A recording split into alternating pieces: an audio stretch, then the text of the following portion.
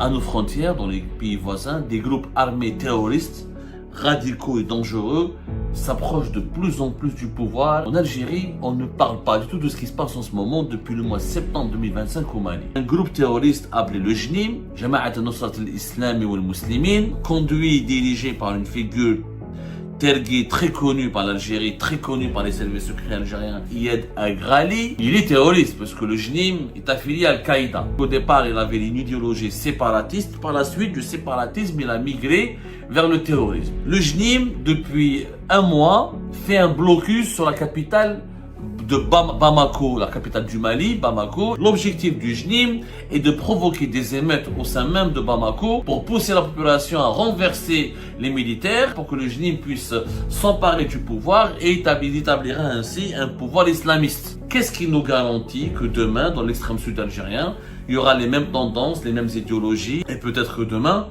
le risque majeur pour l'Algérie, c'est qu'il y ait une section algérienne du JNIM avec aussi une volonté de faire cession dans le sud de l'Algérie. Avec les nouvelles tactiques de guerre, l'armée malienne n'est pas en train de perdre dans une guerre conventionnelle.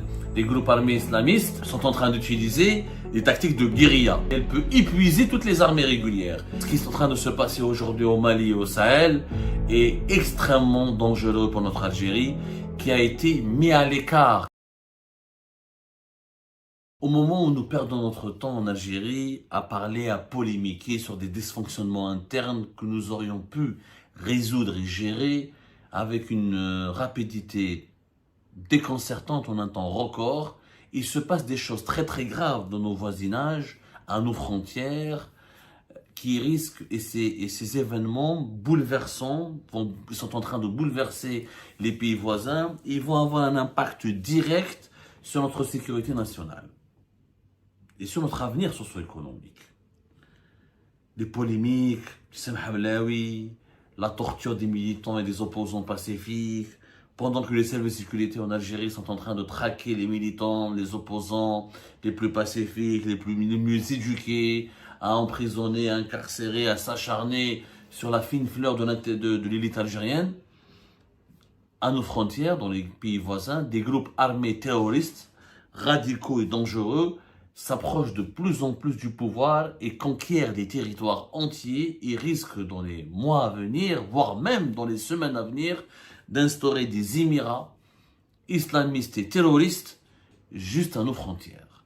Par exemple, en Algérie, on ne parle pas du tout de ce qui se passe en ce moment depuis le mois de septembre 2025 au Mali. Le Mali voisin avec lequel nous avons d'exécrables relations, mais en dépit de ces exécrables relations, il n'en demeure pas moins que tout ce qui se passe dans ce pays avec lequel nous partageons plus de 1000 km de frontières, tout ce qui va se passer dans ce pays aura un impact sur l'extrême sud de l'Algérie, donc un impact direct sur nous, sur les populations des wilayas du sud, sur nos intérêts sécuritaires, économiques, diplomatiques et géopolitiques.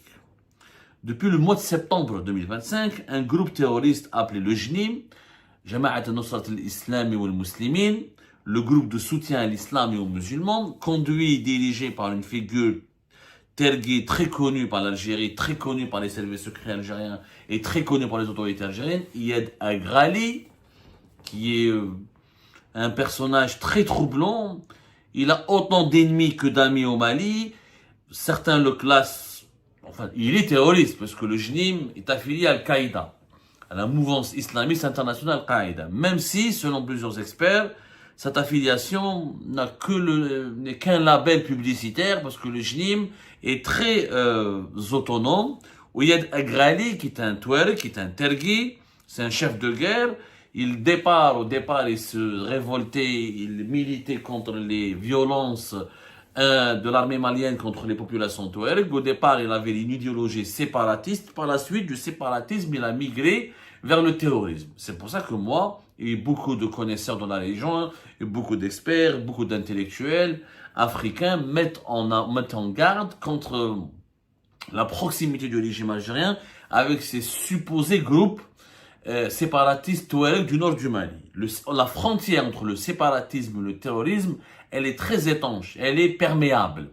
Et comme Iyad Agrali, qui était au départ un chef de guerre défenseur des droits des peuples touaregs, ensuite très convaincu, porteur de l'idée du séparatisme pour créer un État touareg dans la région du nord du Mali. Par la suite, il a sombré dans le terrorisme, dans l'islamisme radical. Et beaucoup affirment que l'islamisme radical a offert à ces séparatistes une façon de se recycler, de se connecter à des réseaux internationaux pour avoir des armes, à une idéologie internationale qui leur donne de la visibilité. Être un séparatiste touareg, les médias internationaux ne leur accorde pas beaucoup de crédibilité, pas beaucoup de crédit et pas beaucoup de prestige à ce combat.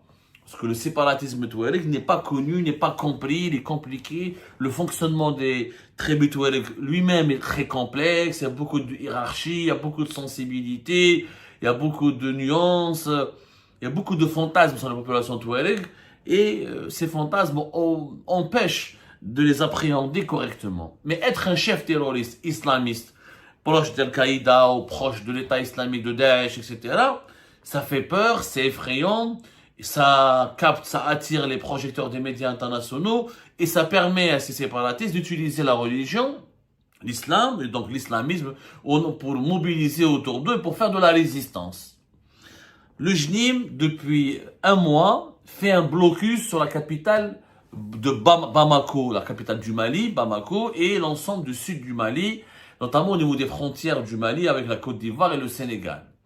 L'objectif de ce groupe, le JNIM, est une tactique machiavélique et d'empêcher, de torpiller et de saboter, et de détruire et de tuer tous les circuits logistiques, tous les opérateurs logistiques, les camionneurs et les transporteurs de camions, notamment de carburant, de produits de première nécessité et de produits agricoles.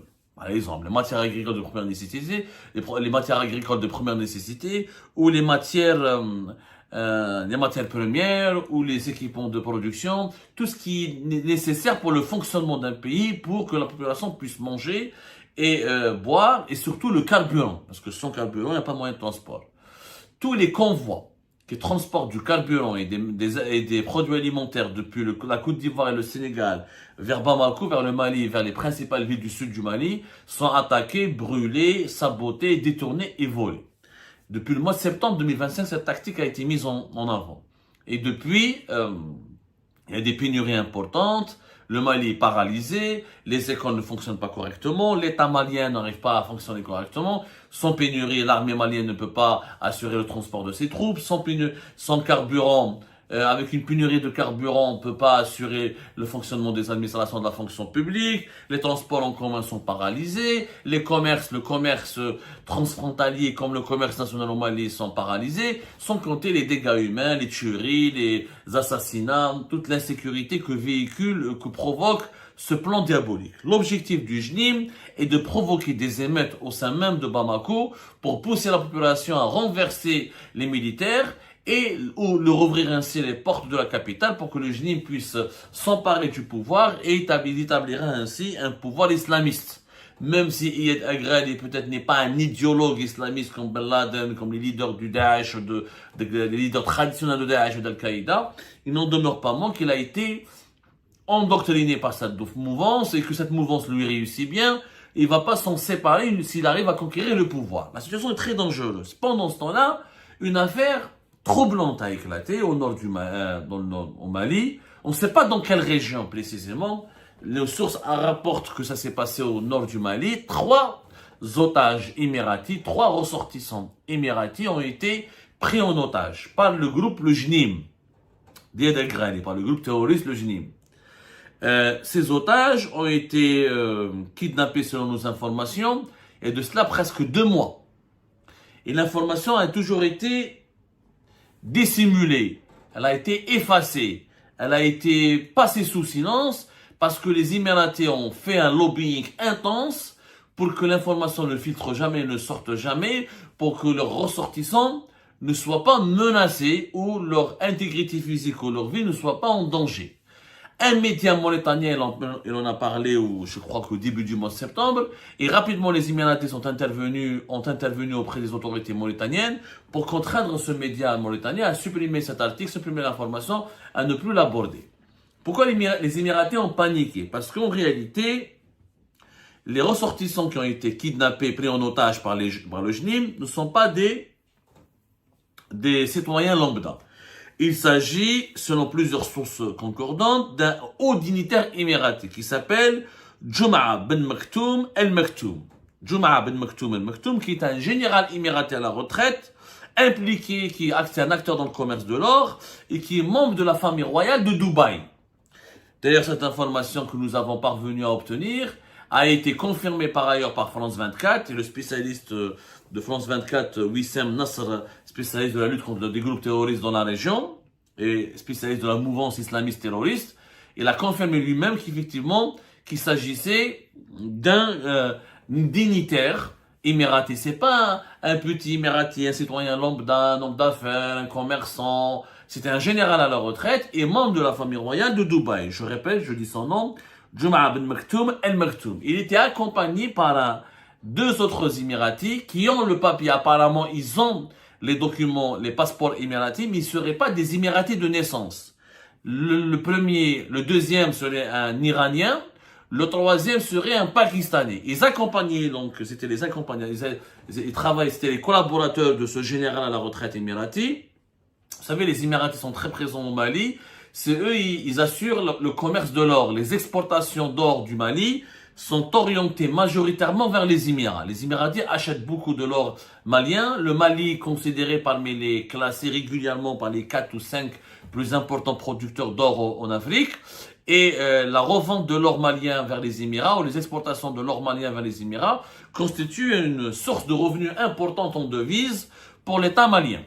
Donc les Émiratis, d'ailleurs ils sont complices avec les Russes dans la région, ont plusieurs analyses, plusieurs sources très bien renseignées et bien informées, rapportent que les Russes sont payés, les paramilitaires russes de Wagner, les anciens de Wagner ou d'Africa Corps qui interviennent auprès des autorités de l'armée malienne pour les aider à sécuriser leur territoire et à démanteler les groupes terroristes et séparatistes, sont payés par l'or qui est acheté par les Émiratis. Donc les Émiratis appuient l'offensive diplomatique et paramilitaire russe dans la région pour défendre leurs intérêts. L'or est une valeur sûre.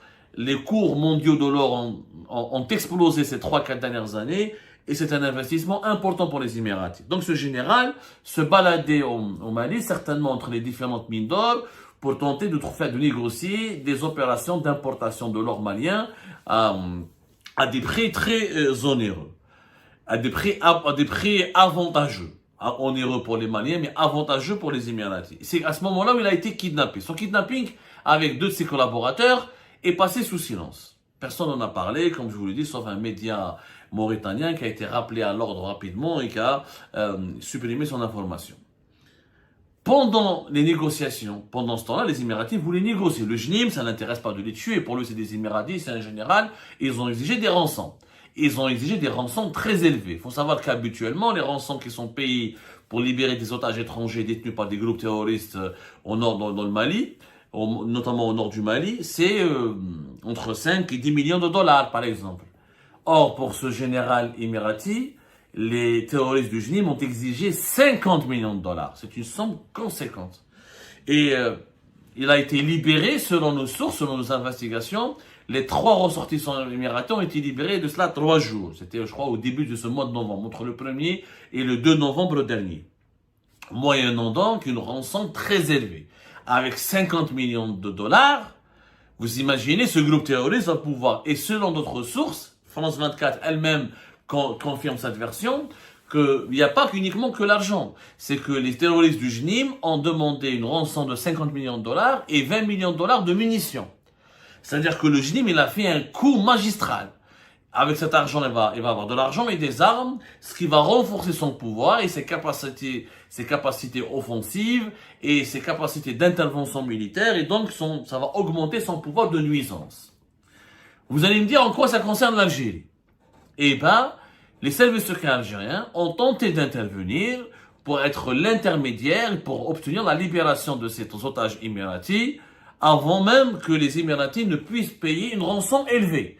Parce que l'Algérie, elle est dans la merde, pardonnez-moi l'expression. L'Algérie a toujours criminalisé et lutté et dénoncé le paiement des rançons par les puissances étrangères au profit de ces groupes terroristes, parce que quand leur donne des rançons de plusieurs millions de dollars, Ça permet à ces groupes terroristes, encore une fois, d'acheter des armes, de recruter des hommes, de se renforcer et donc d'étendre leur pouvoir d'influence et de nuisance.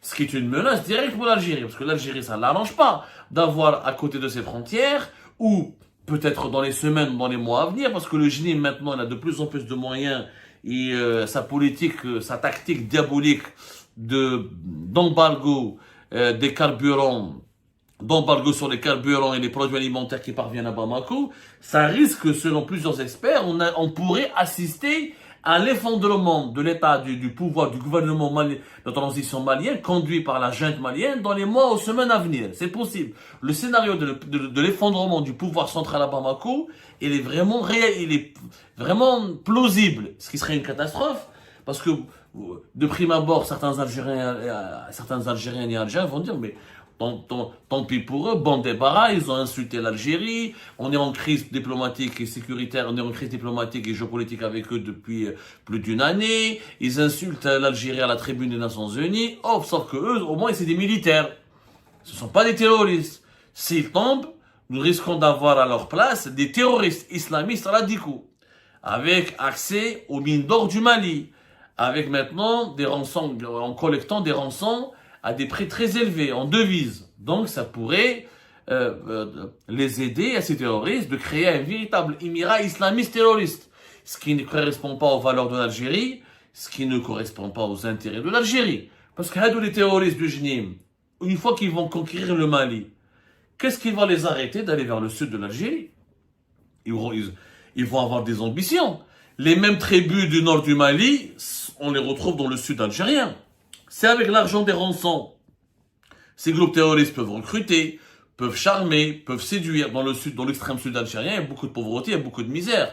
Quand il y a 10 millions de dollars qui commencent à pleuvoir, ça pourrait susciter une tentation djihadiste terroriste dans le sud algérien. Et là, c'est nous qui sommes notre sécurité nationale qui serait gravement menacée.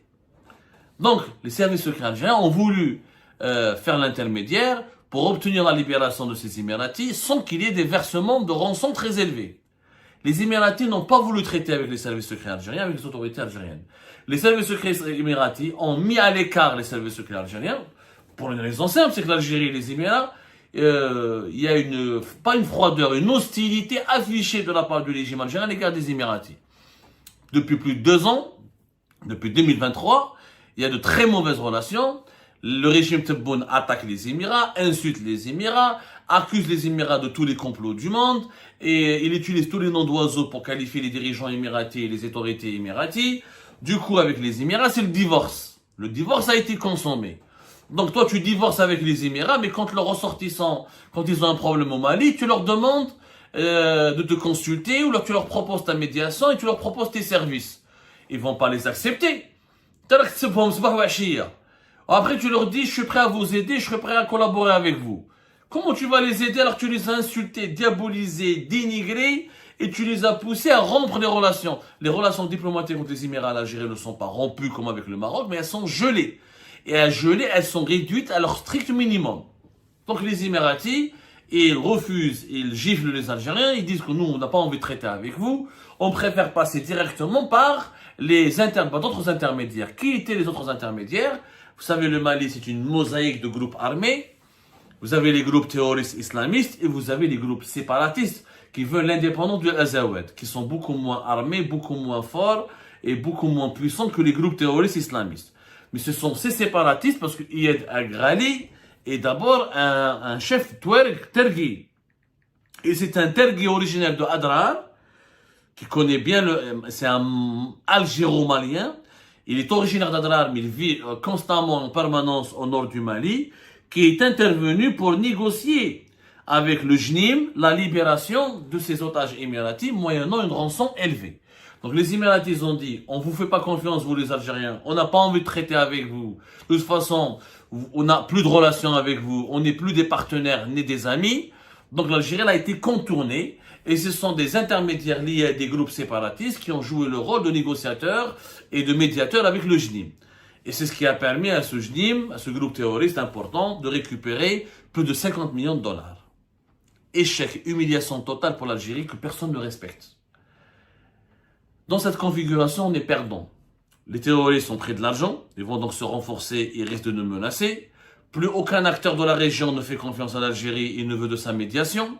L'Algérie n'a plus de parole, n'est plus respectée, puisque les Émiratis ont préféré passer par des séparatistes, par des disons-le, des réseaux peut-être même criminels et de contrebande et de trafic en touareg pour négocier avec les terroristes. Et les Émiratis ont payé pour libérer leurs otages, puisque l'Algérie a été incapable de s'interposer pour libérer leurs otages. Donc nous avons été perdants sur tous les plans. On est le grand voisin que personne ne nous respecte. Pourquoi? Parce que grâce à Abdelmadjid Tebboune et à son intelligence énorme et très tactique et très incomprise que personne ne peut comprendre. Abdelmadjid Tebboune est tellement intelligent que personne ne peut comprendre. Abdelmadjid Tebboune s'est brouillé avec tout le monde. Il s'est brouillé avec les militaires maliens. Il s'est brouillé avec les Émirats. Et en se brouillant avec les militaires maliens et les Émirats, qui est un pays très important, et avec le Niger et le Burkina Faso, il n'a aucun ami. Iyad Agrali, qui était proche de l'Algérie, n'a plus besoin de l'Algérie, finalement, pour le protéger, puisque maintenant il est devenu très puissant. L'Algérie elle-même, elle est affaiblie, elle n'a pas de réseau d'influence, parce que Iyad Agrali, il connaissait les services secrets algériens, et s'était soigné une fois à Tamanrasset. L'Algérie l'avait hébergé il y a de cela 10 ou 15 ans, voire presque 20 ans, mais aujourd'hui il n'a plus besoin de l'Algérie. Il n'a même pas besoin de l'Algérie. Iyad Agrali, aujourd'hui, il est en train de conquérir le pouvoir au Mali. Sans l'aide de l'Algérie, il n'a même pas besoin de l'Algérie. Il a bénéficié de réseaux islamistes internationaux, il maîtrise bien le champ malien, il profite des faiblesses de l'armée malienne et des divisions qui règnent au sein de la population malienne, et il prospère. L'Algérie, elle se retrouve aujourd'hui privée de tous ses relais et personne ne veut l'écouter. Celui qui a un problème dans la région, auparavant, il y a de cela 10-15 ans, les services secrets algériens réglaient tous les problèmes avec les groupes armés, les groupes séparatistes et les groupes terroristes pour maintenir un certain équilibre et une certaine paix et pour empêcher encore une fois l'objectif des services secrets algériens et que les groupes terroristes ne s'enrichissent pas avec ce business qui est la prise d'otages, la prise d'otages étrangers ou le kidnapping d'otages étrangers ou de ressortissants étrangers pour que leur pays ne paye pas. Aujourd'hui, on est mis à l'écart. On est hors circuit. On est devenu hors circuit. Personne ne nous donne de la compte. Quand on se brouille avec tout le monde, quand on n'a que des ennemis partout, on n'a plus d'amis. Quand on n'a plus d'amis, personne ne nous écoute. Et personne ne veut nous tendre l'oreille. Et personne ne veut collaborer avec nous. Donc quand il y a des problèmes qui éclatent ou quand il y a des problèmes qui surviennent à nos frontières, ce sont des puissances étrangères qui traitent avec des réseaux informels, dont certains sont même liés à des groupes armés dangereux pour régler leurs problèmes à eux. Et demain, c'est Bamako tombe entre les mains du JNIM. Comment ces terroristes islamistes, au départ, certainement, ils vont essayer de ménager l'Algérie, ils vont essayer de la rassurer, mais leur idéologie va se propager dans toute l'Afrique subsaharienne et nos frontières ne vont pas la stopper. Qu'est-ce qui nous garantit que demain, dans l'extrême sud algérien, il y aura les mêmes tendances, les mêmes idéologies, les mêmes envies terroristes, les mêmes fantasmes islamistes idéologiques qui vont se développer? Et peut-être que demain, le risque majeur pour l'Algérie, c'est qu'il y ait une section algérienne du JNIM, avec aussi une volonté de faire cession dans le sud de l'Algérie. C'est vrai que nous avons une armée plus structurée, plus puissante que l'armée malienne, c'est une évidence, mais avec les problèmes économiques que nous connaissons, avec la mauvaise gestion que nous connaissons, avec les nouvelles tactiques de guerre, l'armée malienne n'est pas en train de perdre dans une guerre conventionnelle. Les groupes armés islamistes ou terroristes sont en train d'utiliser des tactiques de guérilla. La guérilla, elle peut durer 3 ans, 4 ans, 5 ans et elle peut épuiser toutes les armées régulières. Et se battre dans le désert, nous avons lutté contre le terrorisme dans les maquis du Nord. L'armée algérienne n'a pas d'expérience dans la lutte terroriste, dans la lutte armée, dans les combats au niveau du désert. Sauf que les Touaregs et ces groupes terroristes islamistes recrutent au sein de populations qui maîtrisent le désert, qui connaissent le désert comme leur poche. Les Peuls, les Arabes, Bédouins et nomades, les Touaregs, les Solenké, etc., et d'autres populations du nord du Mali, du nord du Niger, qui connaissent très bien le désert et qui ont des connexions importantes avec les tribus Touareg en Algérie. La lutte, les combats dans le désert n'ont rien à voir avec le combat dans le nord du pays. Les conditions climatiques ne sont pas les mêmes, les conditions sociologiques ne sont pas les mêmes, les conditions politiques ne sont pas les mêmes. Ce qui est en train de se passer aujourd'hui au Mali et au Sahel est extrêmement dangereux pour notre Algérie, qui a été mis à l'écart, qui a été chassée comme la France, qui ne compte plus sur l'échiquier politique de la région. Et ça, c'est très inquiétant, vraiment très inquiétant.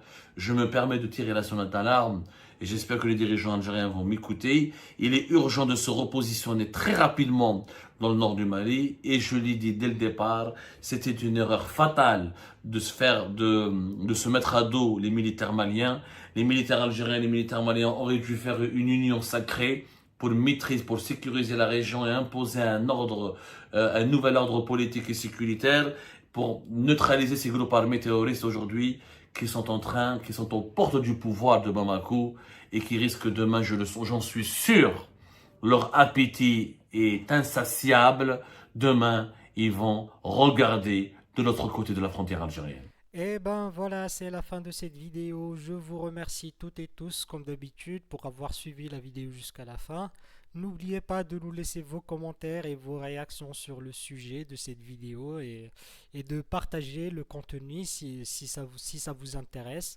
Et je tiens toujours à remercier nos abonnés et les personnes qui réagissent de façon régulière sur nos vidéos et qui nous suivent et qui nous laissent des commentaires. Donc, merci beaucoup pour votre dynamisme et pour votre sens de partage et de discussion. Donc voilà, sans vous, ce contenu n'a pas vraiment de valeur sans cette communauté qui ne cesse de s'accroître. Donc merci beaucoup et à la prochaine dans une nouvelle vidéo. Au revoir.